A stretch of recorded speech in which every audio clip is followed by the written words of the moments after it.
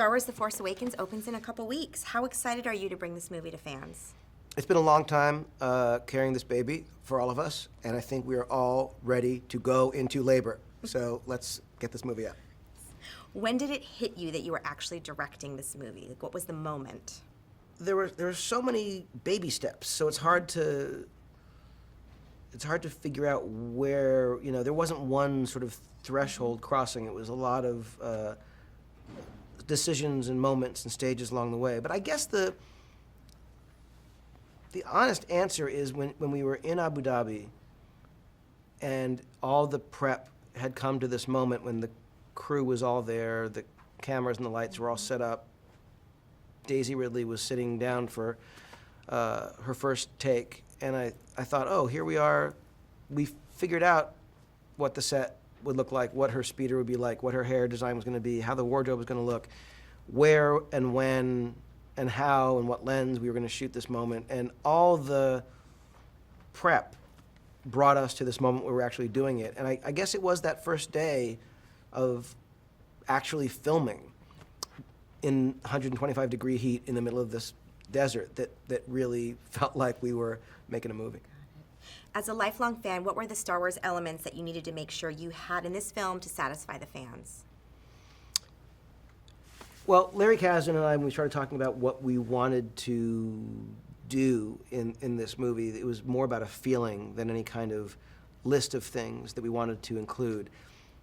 But among those things in that feeling were elements of light versus dark, elements of either action or certain specific things, whether it's ships or locations, that felt like the spirit of Star Wars. And people have been trying to copy what George Lucas created since he created Star Wars. And we were lucky enough to actually inherit Star Wars, for this to be the next chapter of the saga, which meant we were allowed to actually say, well, I'd love to see lightsabers, and how can you make a Star Wars movie without lightsabers?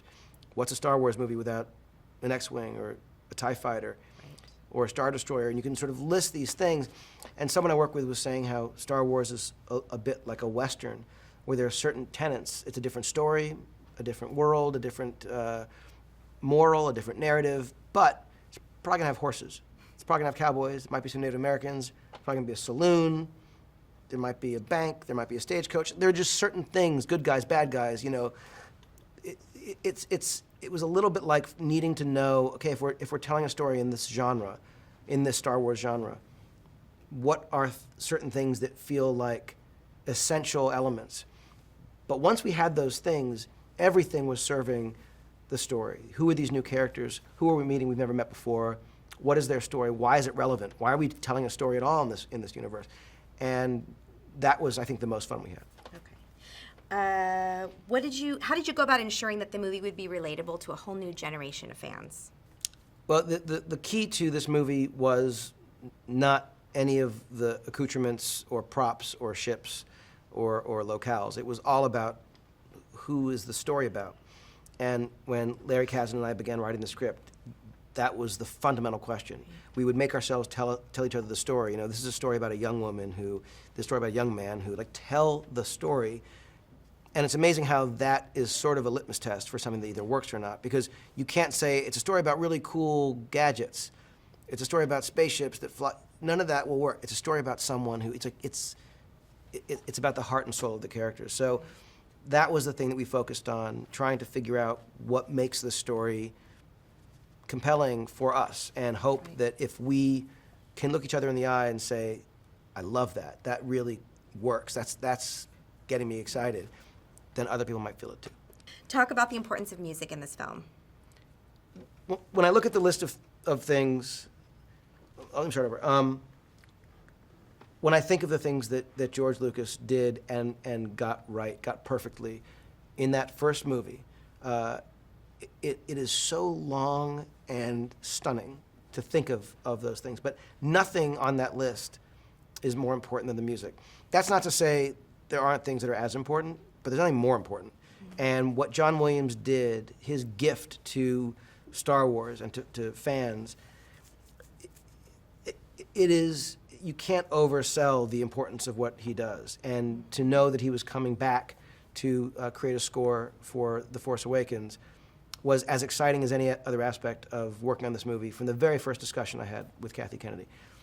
To be on the stage when John Williams conducted the main titles, which of course is familiar to everyone who knows Star Wars, that was incredible. But then to watch him conduct and hear the orchestra play so beautifully the end titles, the almost 8-minute long end titles, what was incredible about that was it starts the way it always starts, but then it dovetails into these themes, Rey's theme, the Resistance theme, Kylo Ren's theme, these incredible cues that we had become accustomed to over the months of doing post-production that were so beautiful and soaring and emotional and powerful and somehow perfectly integrated with the score and the music that we know, the Force theme, Leia's theme.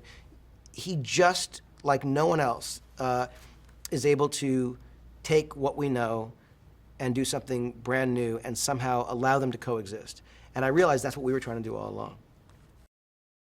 Hey, did you know that Walt Disney refused to allow Alfred Hitchcock to film at Disney in the early 1960s because he made that disgusting movie Psycho? For this and more movie facts, click on more videos or click on the playlist for more trailers.